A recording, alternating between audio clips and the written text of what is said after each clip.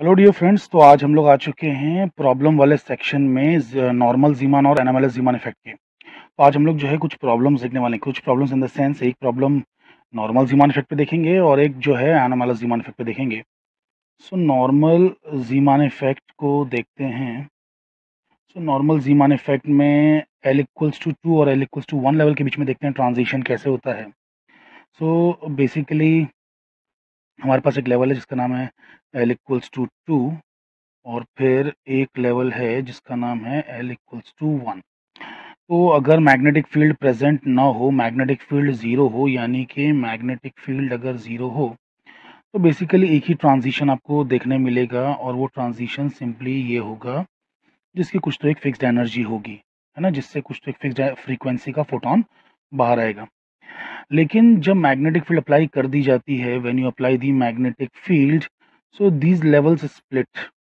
तो ये levels split हो जाते हैं। तो जैसे एल इक्वल्स टू 2 है, उसके है ना ऐसा 5 लेवल्स बन जाते हैं। बिकॉज़ क्या होता है कि एम की जो वैल्यूज़ है ना, वो 12+1 नंबर की होती है, मतलब 12+1 होती हैं टोटल। टोटल वैल्यूज़ 12+1 होती है। तो 12+1 जो है बेसिकली एक सेकंड ना, इसको मैं थोड़ा और नीचे बना दूँ ताकि मुझे स्पेस मिले। हाँ, तो 12+1 वैल्यूज़ होती हैं बाय द वे। तो 12+1 एमएल वैल्यूज़ होती हैं। मतलब एमएल की 12+1 वैल्यूज़ होती हैं, यानी कि एल अगर 2 है तो एमएल की कितनी वैल्यूज़ रहेंगी, 2 इंटू 2+1 यानी कि 5 वैल्यूज़ रहेंगी, है ना। तो इफ़ एल इक्वल्स टू 2 तो एमएल की 5 वैल्यूज़, तो 5 वैल्यूज़ हैं तो 5 डिफरेंट एनर्जीज जनरेट होंगी। वैसे अगर एल इक्वल्स टू 1 है तो 2 इंटू 1+1 यानी कि 3 बनेंगी एमएल की वैल्यूज़। ठीक है, और वो वैल्यूज़ क्या क्या होंगी मैं भी जस्ट थोड़ी देर में लिखता हूँ उसको। ठीक है, so don't worry about it, उसको भी लिखता हूँ थोड़ी देर में। तो एक ट्रांजिशन मैंने ये दिखा दिया, ये in absence of magnetic field है, जब मैग्नेटिक फील्ड मौजूद ना हो तब है ये। अब जब मैग्नेटिक फील्ड मौजूद है बेसिकली तब क्या हो रहा है कि ये वाला जो लेवल है एल इक्वल्स टू 1, ये भी जो है दो हिस्सों में, एक सेकंड, दो नहीं 3 हिस्सों में स्प्लिट हो जाएगा। 3 हिस्सों में स्प्लिट हो जाएगा बिकॉज एल इक्वल्स टू 1 यहाँ पे लिया हमने, तो एम एल की वैल्यूज कितनी हो जाएंगी, 2 इंटू 1+1 यानी कि 3 वैल्यूज हो जाएंगी। तो अब ऐसे करके हमको जो लेवल्स मिल रहे हैं 5 और 3, अब इसमें हम डिफरेंट डिफरेंट ट्रांजिशंस देखते हैं।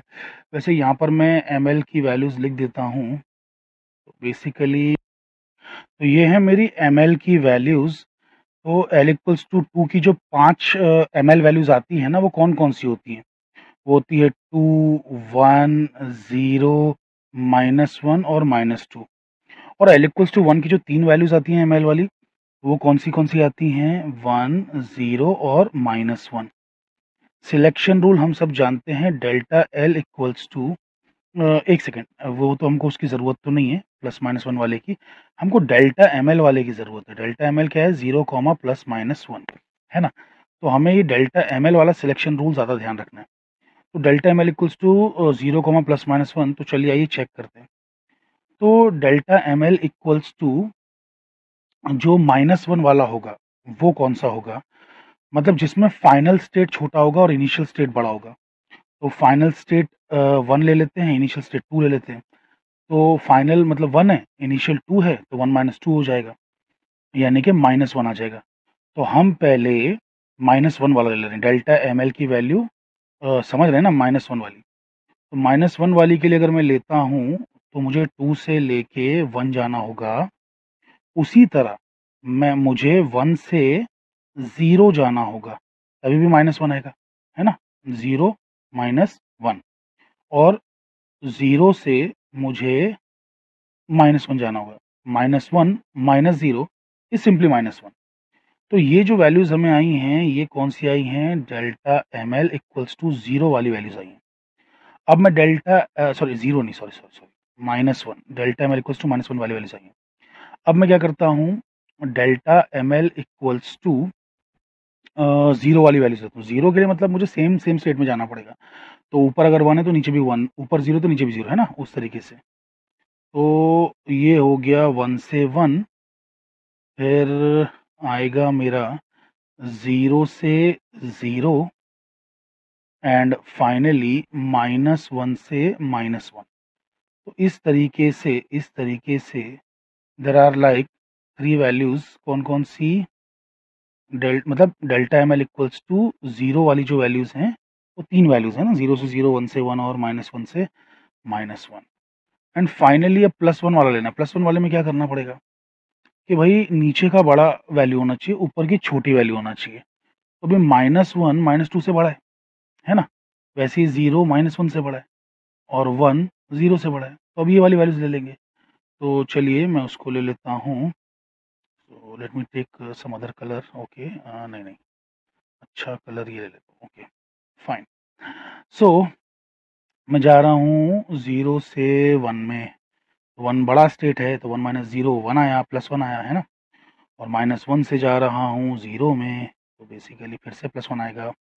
और फिर -2 से जा रहा हूँ -1 में, तो वापस से जो है मुझे मतलब डेल्टा एम एल की जो वैल्यूज़ अब आ रही हैं, दे आर +1। तो इस तरीके से देयर आर 9 कंपोनेंट्स, है ना? टोटल मिला के 9 ट्रांज़िशंस हैं, 9 ट्रांज़िशंस। लेकिन ये तीनों जो ट्रांज़िशंस हैं, इनकी एनर्जी सेम है। ये तीनों ट्रांज़िशंस की एनर्जी सेम है और ये तीनों ट्रांज़िशंस की एनर्जी सेम है। तो आपको एक्चुअल में सिर्फ़ 3 ही लाइन्स स्पेक्ट्रम में नज़र आएँगी। सिर्फ़ 3 लाइन्स आपको नज़र आने वाली है स्पेक्ट्रम में, ओनली 3 लाइन्स।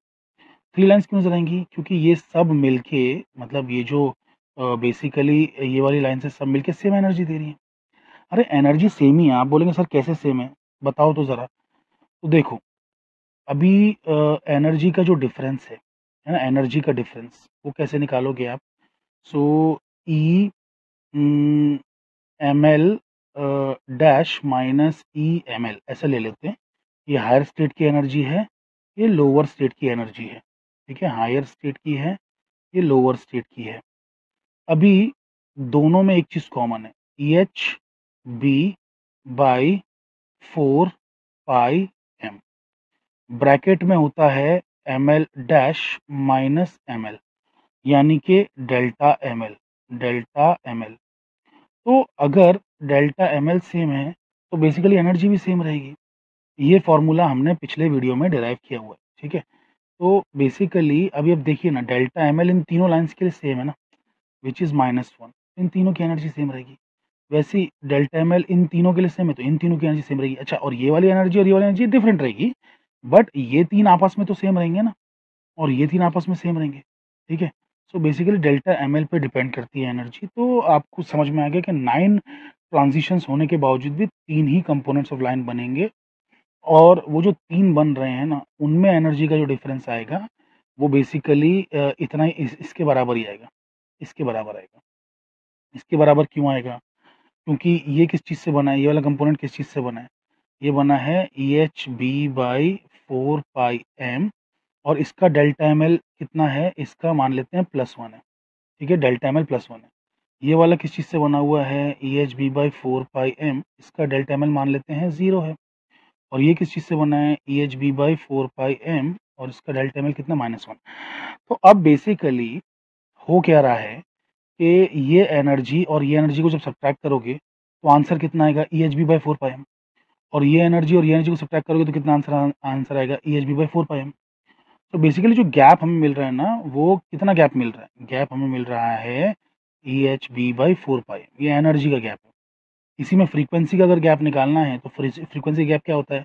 जो एनर्जी का गैप है डिवाइड बाई h, तो it will be EB by 4 pi m, जो कि नॉर्मल ज़ीमान इफ़ेक्ट में फ्रीक्वेंसी का डिफरेंस होता है। फ्रीक्वेंसी का डिफरेंस इतना ही होता है ना, नॉर्मल ज़ीमान इफ़ेक्ट में between the components. So I hope कि आपको ये बेसिक बात समझ में आ रही है कि एनर्जी का डिफरेंस का फ़ॉर्मूला ये है।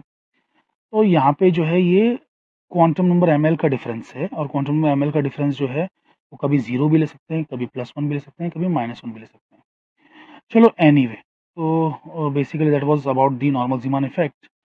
अब हम लोग आते हैं एनोमैलस ज़ीमान इफ़ेक्ट के एग्ज़ाम्पल पे, ठीक है?